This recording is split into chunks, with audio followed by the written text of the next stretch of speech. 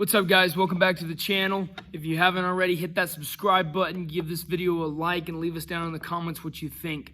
Today we're going to be doing a video, my reaction to the Aaron Rodgers Press Conference last week, and both my thoughts on Rodgers, the Packers situation, as well as just some tips for quarterbacks that I think they can get a lot out of.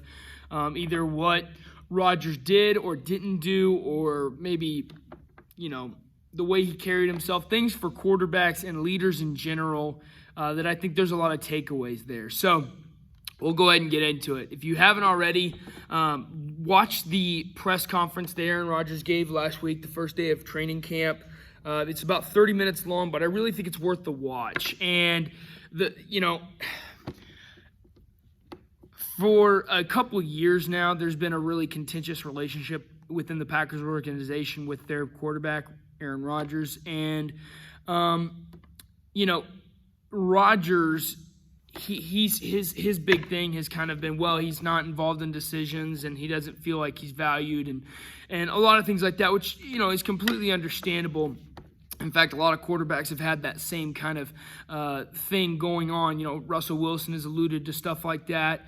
Even Brady, towards the end of his time with the Patriots, if you watch Tom versus Time, you'll see, they kind of just, his wife, Giselle, kind of talks about, well, he just wants to be valued, And I think for Brady, it was less about being involved in the personnel decisions, although I think that was a factor. More so for him, I think it was more like, hey, can you recognize that I don't know if we'd be sitting here with 6 rings without me? Can you please recognize that? Because I think for him, he always felt like whether it was Belichick, probably not as much Kraft, but Belichick especially, he could do it with anybody. And the fact of the matter is, if you watch last year, you had a former NFL MVP and you didn't make the playoffs. Now that's a 1 year, and I think Newton's way out of his prime, so I don't necessarily fault him for that. But within that same year, while not having the time of a full offseason, getting to know his teammates and so on, Brady went and won a Super Bowl. And while Belichick didn't have to leave the building, he may have had a new quarterback, but he at least had the majority of the players the same. The organization was the same. The Patriot way was still intact, whereas Brady went, without an offseason, essentially, to a whole new organization, whole new offense, whole new teammates, everything. Everything was different, and won a Super Bowl. So I think that story is still being written, but I think right now there's a clear winner and loser in that situation. So kind of back to the Packers and Aaron Rodgers. If you watched the press conference, it's about 30 minutes of, I'll give you a little synopsis, Aaron Rodgers just simply trashing the Packers front office and the organization. And, could he have valid concerns and complaints? Probably. He probably does. He has been there for 17 years, and maybe he would like to have some personnel say, and maybe not even, as he alluded to, not even final say, just in the conversations. And I get that. But at the same time, number one, that is not part of your job description, all right? As the NFL quarterback, you might want those things, and it might be best for the team that you are in on those conversations. It very well might be.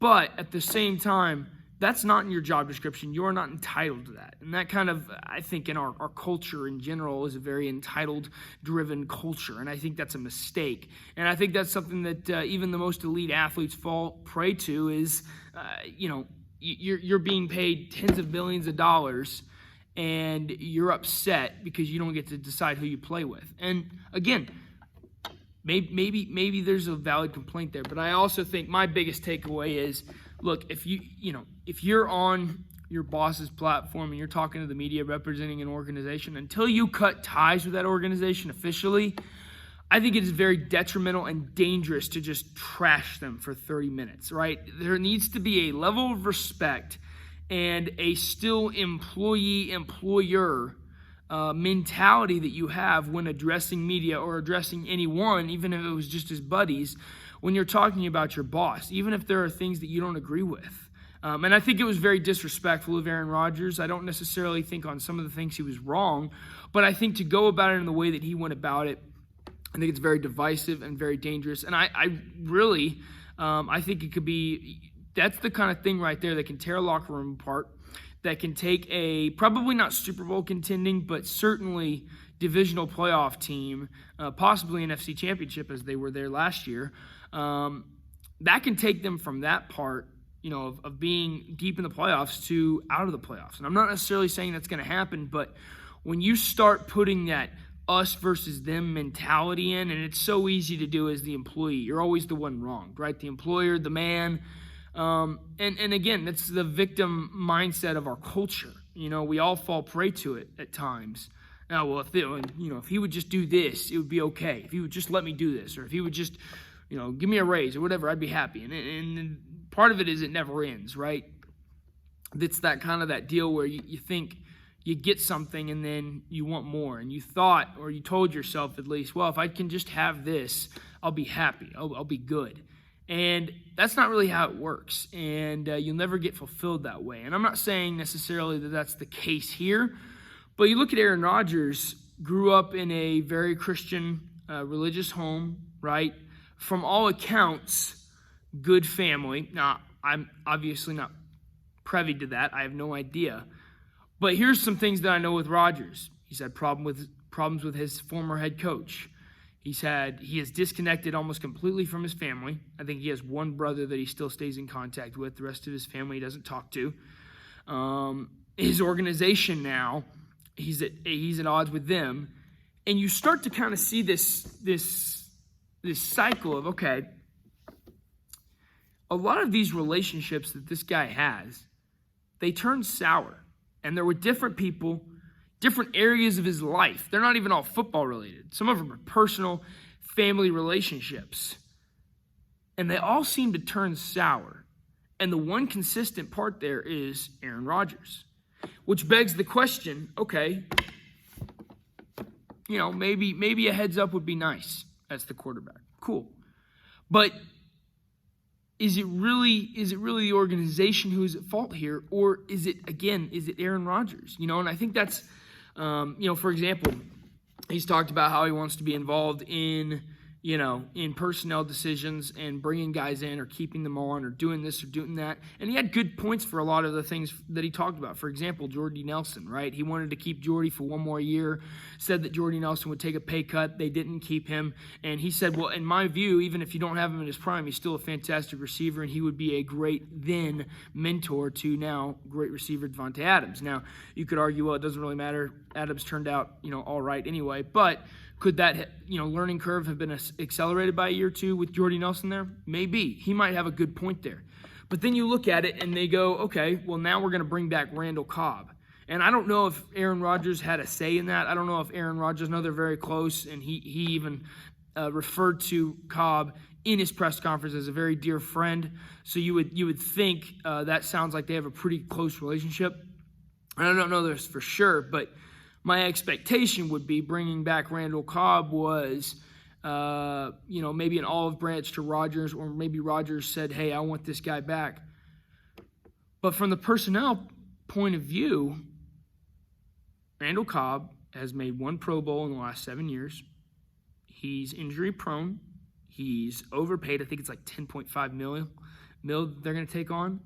That's an overpaid receiver out of his prime who is constantly hurt, has made one Pro Bowl in the last 7 years. And if Aaron Rodgers had anything to do with that decision, then I also don't know if I can rely on Aaron Rodgers' ability to select quality personnel for the team, right? I mean, if that was his call, and I don't know if it was, it seems, though, that he either probably had something to do with it, or maybe he said, hey, I want this guy back. I don't see that as a good move. And so I don't know if I want that guy's input, right? I mean, you need to have your job. Your job description is to be the quarterback, to be the leader, to drive the ball down the field, to score points, to win games.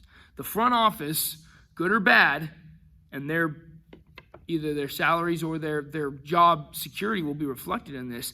Their job is to select the team that you play with to do that. As the quarterback, you're not entitled to that, nor is that part of your job description. And again, like I said, with Cobb, if that was his choice, I don't know if Aaron Rodgers is the GM I want on my team. I'm sorry. But, I mean, that's kind of how it looks right now. And so the other thing that I think is very important here for quarterbacks specifically you've got to be the leader, all right? You've got to have the level head. You've got to be the one that people look at as the rock, right?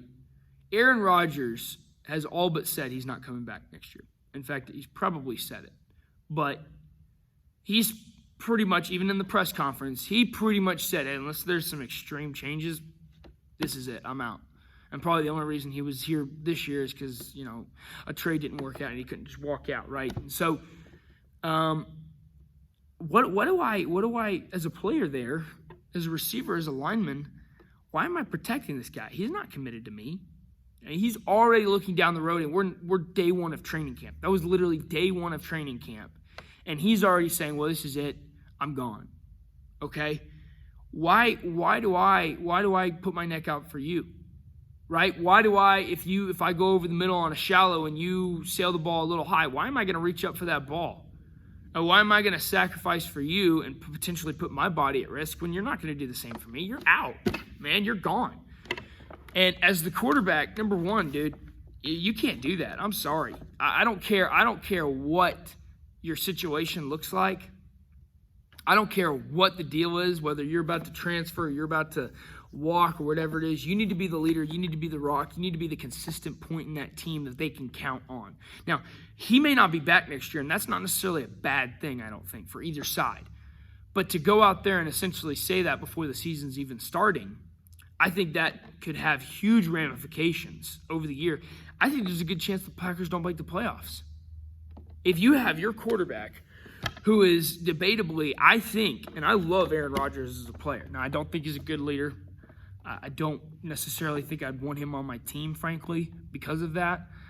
He's not a good locker room guy, and that's the other thing. He's never been really, really tight with guys. He's never been, he's always kind of been a loner. So there's already this, I would say, disconnect between he and his teammates. And now you throw into that, well, this is it. I'm gone. I don't think that bodes well for the season. I don't think that bodes well for the Packers. And again, for morale, for confidence, and just overall performance, that's just not something that you want to have from your quarterback, that mentality of I'm gone, And I think for quarterbacks, it's a huge lesson. Listen, number one, you got to have a good mindset, all right? You got to have a good mindset. Number two, everything that should be said doesn't need to be said. That's just the way it is. That's the way life works, all right? There are plenty of things you'd love to tell your boss one day. It doesn't mean you should. Even if you can walk out and find another job, there's something about burning bridges. There's something to just being a decent human, and not everything that can be or should be said really needs to be said. And I think that's very important here. And the other thing for quarterbacks is, look, you've got to be, you have to be the one who is leading the charge saying, listen, everybody's seen the acronym of family. Forget about me, I love you. Aaron Rodgers, that whole press conference, this entire offseason has been all about me, my situation, my take on personnel, my this, my that. I don't see Aaron Rodgers as a guy who's going to lay himself down for his teammates. I don't see him as a guy who's going to play for his teammates. He's maybe playing, maybe he'll have a great year, but I don't know that it'll be because he wants to win or because, well, I need to really perform this year so I can go somewhere else and still get top dollar and there's high interest in me when I leave this building. And again, especially for the young guys who don't know him, who haven't been around him, yeah, he may be, you've seen him play, he's extremely talented, but I don't know how much I stick my neck out for that guy, And then the other thing is there might be teammates in that locker room that agree with him. But the quarterback has the most important platform in the game, even more important than the head coach. The quarterback is probably the only guy who is single-handedly able to sway a locker room from one side to the other, sway a team, will a win out of what should be a loss, and completely change the face and change the future of a franchise or a team or whatever it is. It's really just the quarterback at the end of the day because they will follow you. And if you're not a good leader, if you're not someone worth following, the team could deteriorate. Maybe some guys agree with him and kind of fall into that us versus them camp. And then you've got the locker room split. And then you've got other guys who are not as, seasoned and proven, they can't just make that bold statement and essentially say F you to your boss for 30 minutes on their platform at their press conference and then still work a year for them. That's not going to be a good recipe for success, either on the field or off. And frankly, if I'm a GM looking at this I'm another team, I'm like, this guy's going to be 39. He's had injury issues. He's won one Super Bowl. He's really never been able to get past the hump other than that. I know he's crazy talented, but he's not. I don't think that Rodgers is a Brady-like guy that's going to want to play. I mean, he even talked about retirement. I don't know that he's going to be a guy who wants to play till he's 45, nor do I think he's going to necessarily be a guy who's going to put the work into be playing at 45. If I'm a GM around the league, I'm looking around and I'm going, you know what? You might get 1 year, and for some of them, that might be good enough. Listen, we've got the team, and all we need is that last piece, the Vikings. Well, that would be funny. I think the Vikings are a fantastic team if they could get somebody other than Kirk Cousins. All of a sudden, you might have one or two teams, and certainly there will still be interest. But I think there's going to be some GMs that look at this and go, you know what? I don't know if I want to bring this guy in. If I rub him the wrong way, he's going to trash me for 30 minutes. And then what? I think the other very interesting part about this situation specifically is the Packers are the one team that don't have an owner in the NFL. Like, it is owned by the city of Green Bay. And, they have – it's not that your average Green Bay civilian is necessarily making all the decisions and stuff. I don't mean that. But he's in a very unique, I would say, mom-and-pop team that the rest of the league does not have. Ultimately, when you trash the man in Green Bay, you're trashing the town. You're trashing the people who bleed those colors, who love the Packers, who have stood by you. And that's ultimately, at the end of the day, it goes back to ownership. So that's ultimately who you're kind of trashing. And I think that's also still, I think as a fan, that's detrimental. You're like, hey, look, I have stock in this team, right? Like, this is my team, literally, like more literally than any other sports franchise. This is my team. Why, I don't like this. And so I really think it's going to be something that has a negative impact on the team, on Rodgers' career potentially. I certainly don't think it'll help at all. There's no way. You look at the coronavirus, for example. We are pushing masks, we're pushing vaccines, and I don't want to get political here, but never in history has someone who you disagree with, you go on and just trash them for not doing something that you want, and then they get more relaxed and they give you what you want. That's never worked. It won't work with vaccines. It's not working right now. It won't work for Rodgers. All they're going to do is dig their heels in and say, you know what? Oh, screw this guy. He's out of here in a year anyway. Why would I? I'm not dealing with this. Yeah, let's get through the season and let's be done. So I don't think there's anything good that can come of it. I don't think there's anything good that will come with it. I think it will only have a negative repercussion both on Rodgers, his career, and the team and season as a whole. We'll see what happens. Maybe they still get back to the playoffs. I certainly don't think they're a Super Bowl team. I think their cap is a divisional team right now. Myself personally, and I think I don't know. I think there might be an implosion coming at some point. I mean, you look at even last year after what went down in the NFC Championship, Rodgers didn't hold back on his coach or anybody. I think once you have another one of those things after all this has progressed, I mean, this is just boiling over. This is just waiting to explode. And I think I think the Packers have a good shot at missing the playoffs this year because of this. I think their cap is a divisional team. I think they're a wild card team. I really do. I think they might lose in the first round. A house divided against itself can't stand. That was Abraham Lincoln quoting Jesus. So anyway, we'll see what happens. Let me know what you think on this. For the perspective of quarterbacks, for Rodgers in general, let me know what you guys think. I'm curious. And leave a comment, like it up, subscribe if you haven't already. We'll see you on the next one.